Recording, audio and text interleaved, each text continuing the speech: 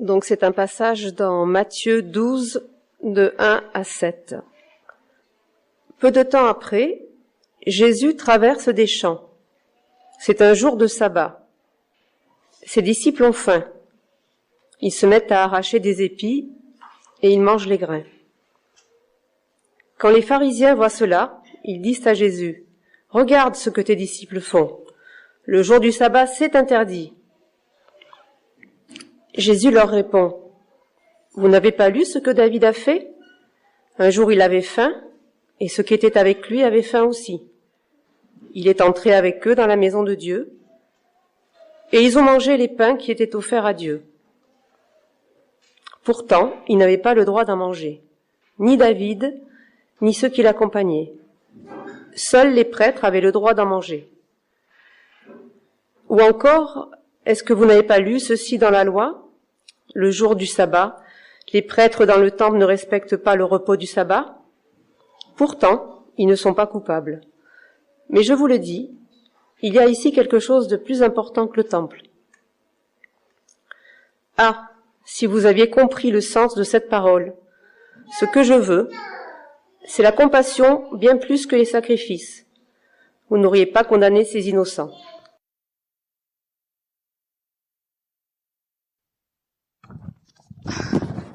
Oh là là, quelle journée. Oh. T'en veux? Ouais, merci. Oh, tu sais pas ce qui m'est arrivé là tout à l'heure là. J'ai essayé pendant 10 minutes, d'ouvrir l'église, enfin, tu sais, la porte de l'église là, l'annexe là. J'ai tourné la clé dans tous les sens, c'est pas moyen d'ouvrir cette porte. Ah. Ouais. À propos, ouvrir, j'avais complètement oublié le culte sur l'ouverture dimanche. Faut qu'on fasse la prédique encore. Oh là là. Mais attends, c'est toi ou moi qui l'a fait? Oh, vas-y toi. Moi j'ai déjà la prédique le dimanche d'après. Oh non, j'ai trop de trucs à faire là. Ça va pas. Non. Et si on la faisait ensemble? Tu vois, je sais pas, une prédique un peu différente, par exemple en forme de dialogue, tu vois, l'histoire de changer un peu en parlant d'ouverture. Tu veux dire une petite mise en scène là?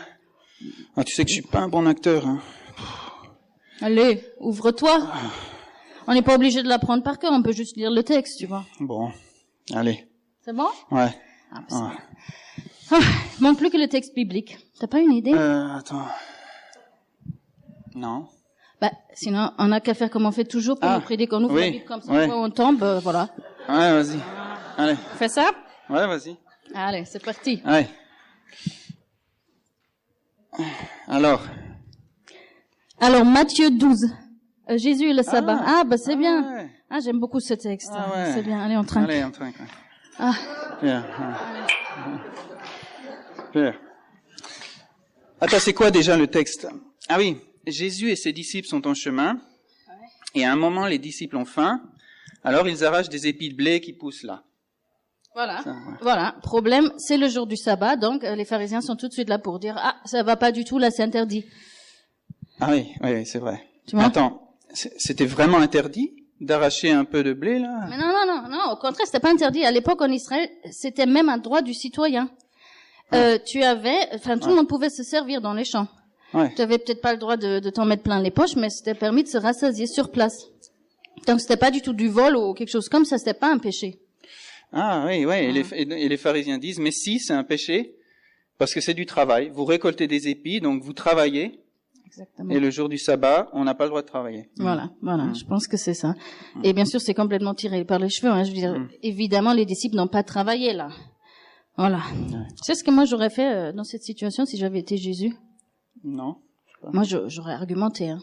Moi, j'aurais vraiment commencé une discussion, là. J'aurais dit aux pharisiens, mais non, les gars, ils ont juste arraché quelques épis, c'est quand même pas du travail, je veux dire.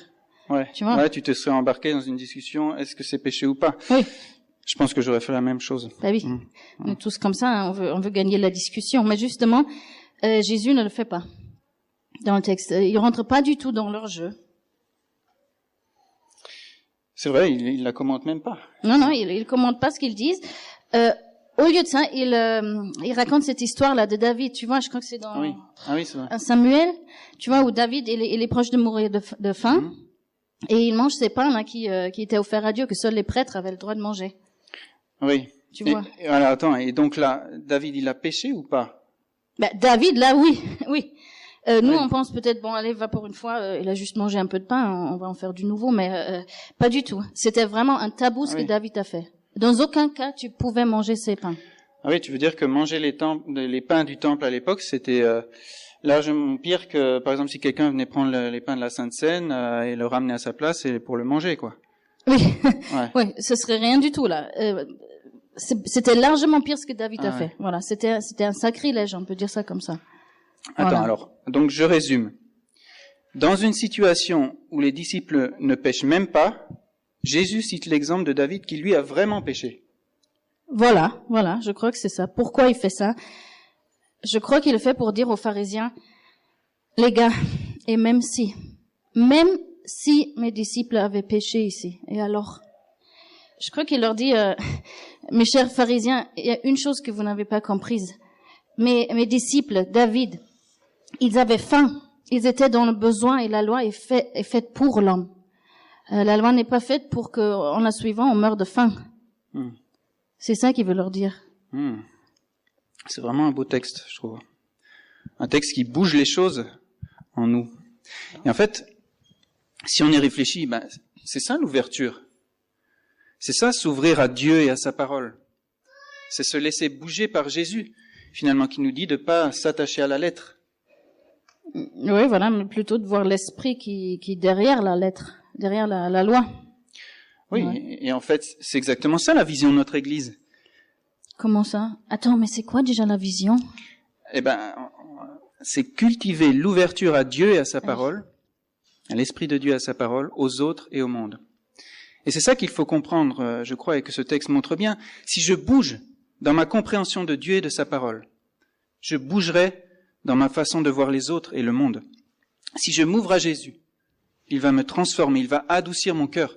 Et du coup, je serai plus ouvert sur mon prochain et sur le monde. Ouais, parce que c'est vrai, plus je m'ouvre à Jésus, plus je le comprends, je vais peut-être devenir comme lui et mettre les êtres humains au centre, comme lui il le fait. Exactement. Tu sais, ça me fait un peu penser à la Deuxième Guerre mondiale, en fait. Tu vois, quand il y avait ces chrétiens, ces Allemands, qui se sont appuyés sur Romains 13. Romains 13, le texte qui dit qu'il faut obéir aux autorités pour livrer des gens aux nazis. Tu vois, il disait, Dieu veut qu'on obéisse aux autorités, aux nazis. Donc, si jamais ils nous demandent, on va être honnête et on va leur dire où se cache, par exemple, cette famille juive. Qui sera ensuite mise dans une chambre à gaz parce qu'on a obéi à Dieu. Voilà, on a obéi sans comprendre que, bien sûr, Dieu n'a pas donné Romains 13 pour qu'on livre des innocents aux dictateurs. Et c'est un peu comme les pharisiens, finalement, qui prenaient la loi au pied de la lettre sans comprendre son intention et ce qui compte vraiment pour Dieu. Oui, et qu'est-ce qui compte vraiment pour Dieu? Je pense que Jésus, il le dit dans ce texte. Il dit un truc comme si vous aviez compris le sens de cette parole, ce que je veux, donc ce qui compte pour moi, pour Dieu, c'est la compassion, bien plus que les sacrifices. Vous n'auriez pas condamné 6 innocents ou quelque chose comme ça. Oui, en effet, donc finalement, il vaut toujours mieux se laisser diriger par la compassion que par des lois religieuses. C'est vrai. Bon, après tout ça, c'est une belle théorie, hein. Et puis c'est facile pour nous de juger les pharisiens, les nazis. Mais nous alors, comment nous on le vit? Comment on vit l'ouverture? Comment on peut s'ouvrir? Je sais pas, toi, tu l'as déjà vécu ça? Ouais, bonne question.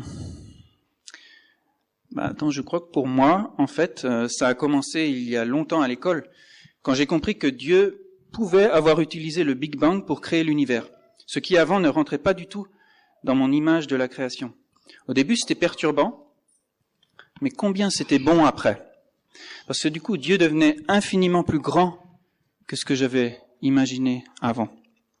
Et donc, tu t'es ouvert à Dieu, à sa parole, et est-ce que, du coup, ça a eu une conséquence aussi sur ton rapport avec les autres et le monde? Oui, parce que du coup, les autres n'étaient plus des ennemis sur cette question, et je commençais à les voir et à les apprécier tels qu'ils étaient, et plus avec mes lunettes de jugement.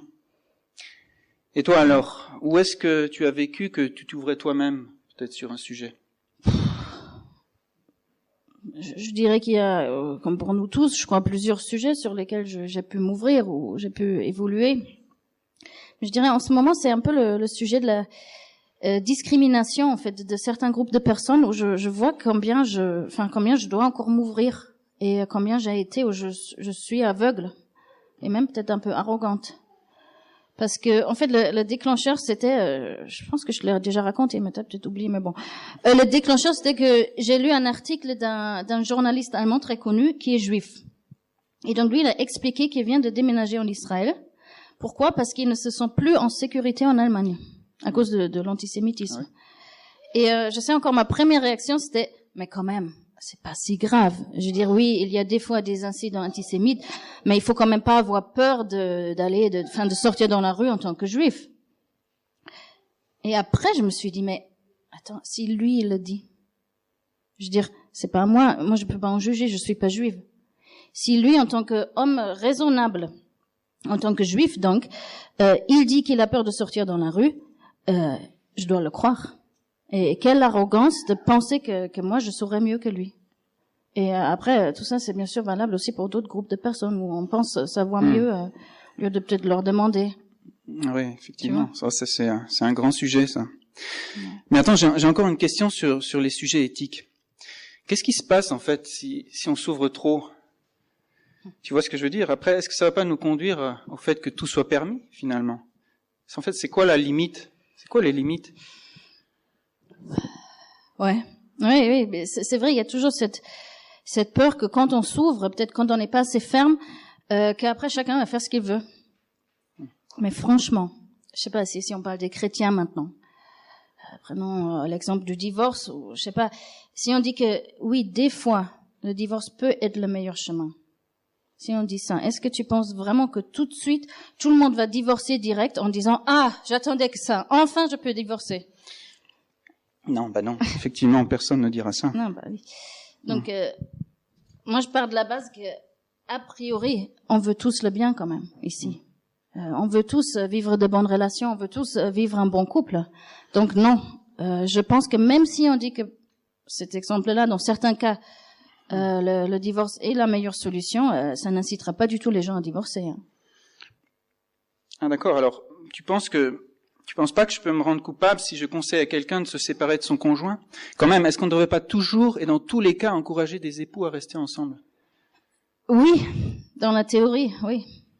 Après, dans la pratique, je crois qu'on devrait toujours mettre l'humain au centre. Enfin, c'est ça que Jésus dit et fait dans ce texte. Et d'ailleurs, je pense que lui, il ne répondrait même pas à ta question. Est-ce que je me rends coupable si je conseille à une amie de divorcer et peut-être elle le fait après? Je pense que lui, il te demanderait, est-ce que tu as été motivé par la compassion? Par l'amour. Parce que c'est ça qui compte plus que tout. Bien dit. Merci. Je suis fatigué là, il faut qu'on aille au lit, je pense. Ouais. Donc juste pour finir là, qu'est-ce qu'on peut faire alors, tous les jours, toi et moi, et aussi en église, pour cultiver cette ouverture? Ouais, personnellement, je crois qu'une clé est peut-être dans l'église même. Tu vois, dans notre communion avec les autres. Comment ça? Qu'est-ce que tu veux dire? Non, parce que quand on y réfléchit pour nous, c'est toujours le contact avec les autres, avec les gens qui a fait qu'on s'ouvre peut-être sur une question et qu'on évolue. Ouais. Ou bien? Oui, c'est vrai. En fait, oui, c'est vrai. Dès que tu parles avec quelqu'un, que tu apprends à connaître son histoire, tu vas arrêter de le juger, enfin, au mieux. Parce que tu comprends pourquoi la personne finalement agit comme elle agit. Ouais. Ça me fait penser à une citation. L'ennemi est celui dont tu ne connais pas encore l'histoire. L'ennemi est celui dont tu connais pas encore l'histoire, c'est-à-dire une fois que tu connais son histoire, que tu as vraiment écouté, il y a de fortes chances qu'après il ne soit plus ton ennemi, parce que tu auras peut-être de la compassion pour lui, au lieu de le juger. Ouais. Contrairement aux pharisiens qui, lui, eux, ne regardaient les gens que de loin et disaient « Jésus mange avec ces gens-là, ces pécheurs », mais ils étaient loin de les connaître personnellement. Oui, contrairement à Jésus qui, lui, connaissait les gens. Il était avec eux, il passait du temps avec eux. Et c'est peut-être aussi de là que venait sa compassion. Ouais. Donc finalement, ce qu'on peut retenir pour l'Église, c'est parlons. Apprenons à nous connaître. Écoutons nos histoires. Ouais, par exemple lors du Nagap après le culte. Ou d'un week-end d'église. Ouais, voilà. Je pense que c'est vraiment comme ça qu'on peut cultiver l'ouverture. Et peut-être dernière idée, peut-être aussi en cultivant l'écoute. un peu plus. Donc le silence, en fait, devant Dieu. Oui. Pour voir aussi ce que Dieu lui-même veut nous dire. Sinon, on n'a qu'à le faire dimanche après la prédique. Ouais. Genre quand on a fini notre dialogue, on quitte simplement la scène et on laisse un peu de temps pour réfléchir, pour prier, peut-être pour se poser la question, où est-ce que peut-être j'ai une image figée de Dieu? Ou alors, où est-ce que j'ai un jugement sur une personne ou un comportement sans vraiment connaître cette personne? Ouais. Et après, les musiciens peuvent commencer à jouer un peu. Voilà, et comme ça on s'entraîne concrètement à cultiver l'ouverture à Dieu, à sa parole, aux autres et au monde. Ok, on fait Voilà, comme on fait ça. comme ça. Ça marche.